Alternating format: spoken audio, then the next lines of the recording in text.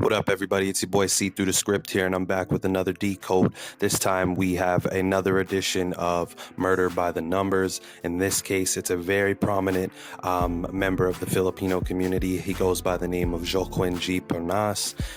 Sorry if I'm mispronouncing that, but he was a Jesuit lawyer slash professor and writer who is a dean emeritus of the Ateneo de Manila Law School in Makita City in the Philippines. He was a member of the 1986 Constitutional Commission, which drafted the 1987 Philippine Constitution. One thing I want to note is Google has his birthday dated incorrectly, off by a day. I honestly don't think it's a mistake, but we'll touch on that later. Again, we'll see here his actual birthday is July 7th, 1932, and he passed away today, March 6th, 2021. All right, guys, so you know what we do here. We always dive into the Gematria and how that takes play into these individuals' lives and how it pans out. So let's look into Joaquin G. Bernas. His name has that Gematria of 63 in our most pure cipher, full reduction. We'll see here that he passed away on March 6th, commonly written around the world as 6/3, is specifically where he's from in the Philippines.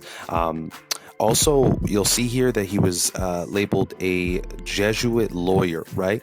So he's Jesuit by faith, and he's a lawyer by occupation. We'll see here that has the matching gematria of 84 and 78. A reason why I mentioned Google had his birthday wrong, and I didn't think it was by mistake, is Google's birthday is actually the same birthday as the Jesuits or the Society of Jesus. That's September 27th. So to me, I find it funny that knowing this man's a Jesuit and a lawyer, they listed his birthday as 7/8, so July 8th, knowing that Jesuit and lawyer in the code of Gematria has that value of 78, right? So I don't think it's a coincidence. But moving on, we'll also see that Joaquin was the president of Ateneo de Manila University in 1984, right? Matching that Jesuit and lawyer numerology. And then we'll also see here that you have to remember the Jesuits serve the Catholic Church. So Jesuit lawyer has that gematria of 75, Catholic Church has that gematria of 75. All right, so moving on to another important aspect of Joaquin Bernas' name. If you remove the G abbreviated, we'll see that his name has the value of 56 and 79, matching the Society of Jesus. Again, the Society of Jesus is essentially the long name of the actual Jesuits themselves. Notice that he was from the Philippines, and Philippines has that matching gematria of 56, like his name and Society of Jesus. And then also we can see here that he passed away at the age of 88. His title in the church was the Reverend Father. The Reverend Father has that gematria of 88 in reverse full reduction. All right, also we want to take a look into his birthday just a little bit more. We'll notice that his birthday is July 7th, the day leaving 177 days left of the year. The Jesuit order has that gematria of 177 in our most basic cipher. And then we can also see that his full name with the G abbreviated, Joaquin G. Bernas, has that gematria of 153. The Jesuit order in reverse has that gematria of 153. All right, so next I just wanted to move on to the school that he actually taught at, and I have above the IHS logo, which is the Jesuits logo, and then we have the logo of the school. So real brief, we're not going to spend too much time. The Ateneo de Manila University, also known simply as the Ateneo de Manila or the Ateneo, is a private Catholic Jesuit research university in Quezon City, Philippines. The university was established in 1859 by the Society of Jesus. So now I just want to bounce back to these two logos up at the top. We can see here that the Jesuit logo has that IHS. We will get into what that stands for, but I just want you to notice how the IHS is embedded around the sun rays in the school's logo, right? As it was founded by the Society of Jesus. All right, so now that we've taken a look into the logo of the school and how the IHS logo is embedded within it, let's take a moment to understand what IHS means and what it stands for. So it stands for Jesus Hominum Salvator, which translates to Jesus, Savior of Man, hence the name Society of Jesus. All right, so we've dived into quite a bit, but we're not all the way there just yet. There's so much to learn, so let's keep going. I want to break down real brief, how the Jesuits use the field of study labeled as ethnography, which helps them essentially systematically study individual cultures and explore a phenomenon from the point of view of the subject of study. Jesuits conducted their ethnographic research as Jesuit missionaries, essentially mastering cultures and traditions through the process of cultural assimilation. For those who don't know, cultural assimilation is the process in which a minority group or culture comes to resemble a society's majority group or assume the values, behaviors, and beliefs of another group. All right, well, who better than Georgetown University, the oldest Jesuit university in the United States, to define what the Jesuit missionaries do? Well, it states, what is a Jesuit? The Jesuits are an apostolic religious community called the Society of Jesus. They are grounded in love for Christ and animated by the spiritual vision of their founder, Saint Ignatius of Loyola, to help others and seek God in all things. All right, to really get the full totality of the madness that we live through in the world today, you need to know who's behind the madness. And that group is, again, at question, the Society of Jesus. They are a religious order out of the Catholic Church headquartered in Rome. It was founded by Ignatius of Loyola and 6 companions with the approval of Pope Paul III in 1540. The members are called Jesuits. The society operates in 112 nations. That 112 is very key. We will be touching on that later in the presentation, but let's get into the history of the Jesuits. Again, it was initially founded by Saint Ignatius of Loyola.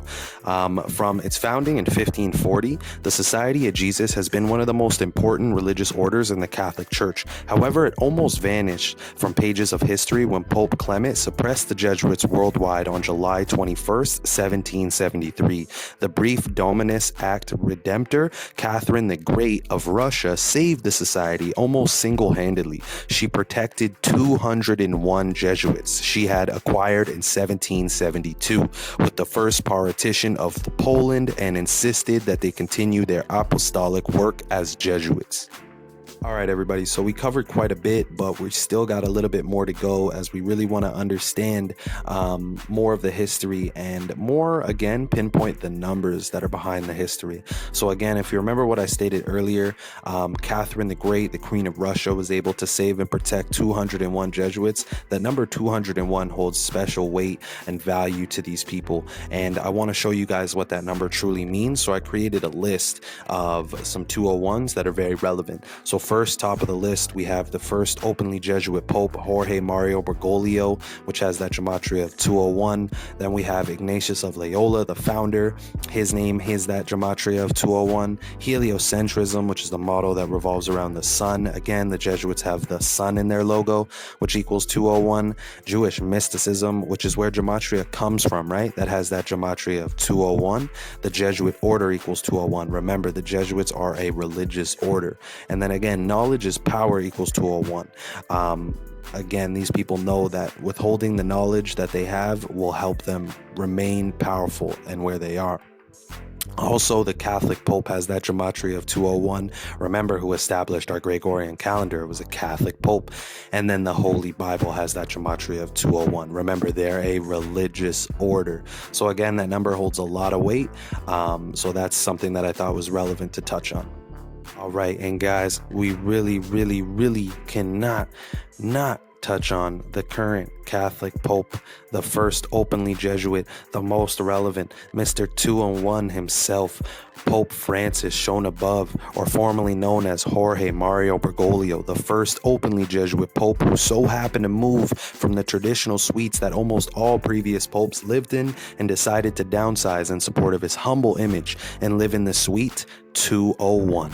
The building is named the Domus Sanctae Martha, which has that gematria of 201 and 312 in reverse, and his name, Jorge Mario Bergoglio, has that matching gematria of 201 and 312. Look it up for yourselves, people. He is Mr. 201.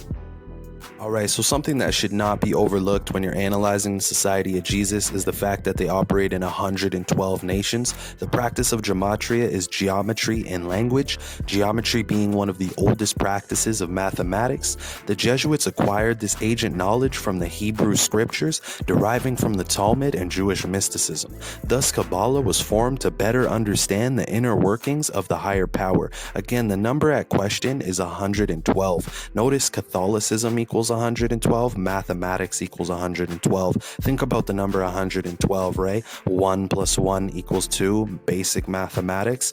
Also, don't overlook the fact that Catholicism and mathematics match out of 3 out of the 4 base ciphers. So again, clearly there is a connection deeper than you might think. All right, everybody, so we're nearing the end of the presentation, but there's no way I couldn't touch on Kabbalah and their motto being the tree of life, considering everything we've discussed, as we are analyzing this death and the history of the Jesuits through the practice of Gematria, which comes from the Kabbalah. Kabbalah, again, is a very in-depth methodology. It's very complex. It's very hard to sort of break down in short, but doing my best, I found a quote from Jacob Latter in 2011, which states, Kabbalah refers to the set of esoteric teachings meant to define the inner meaning of both the Hebrew Bible and the traditional rabbinic literature, as well as to explain the significance of Jewish religious observances. All right, everyone. So by now we've made it to the end of the presentation. I do just want to wrap it up with explaining Gematria, the alphanumeric code scripting the reality around us. Again, it is one practice of many from Kabbalah, but again, it teaches us so much and it shows us so much. So again, I have up here the phrase by the numbers. The reason being is because everything we've just went through is truly by the numbers, from history to life to death to you name it. So lastly, I just want to touch on the 4 base ciphers, as I've done many times, but it's always worth it because there's always someone new who's going to come across this. And again, the 4 base ciphers are so simple. We have the English ordinal, where we take the 26 letter alphabet and assign a number to each letter. In this case, we have A is 1, B is 2, all the way to Z being the 26. Then we have the full reduction method, where we single compress every double digit letter. A is 1, J is 10, 1 plus 0 is 1, and then we have K, the 11th letter. 1 plus 1 is 2, and then we have Z being the 26th letter. 2 plus 6 is 8. So it's pretty simple. You just literally add up the number and single compress it to then get the most pure form. And then we have those same 2 ciphers just flipped in reverse to create the 4 base cipher system. And then we always focus on date numerology. First and foremost, the date duration is the measurement of time between 2 dates. And then we also have date numerology, which is the sum of a group of numbers within the date. And then we're adding that up. So again, guys, I really do appreciate everybody sticking around for this presentation. It's something I haven't done in a minute, where I've actually taken a much more in-depth look of the Jesuits and the practice at which they use, being Gematria. So again, I really appreciate the love. Thanks for sticking around and watching the video. It's your boy Script. I'm out of here.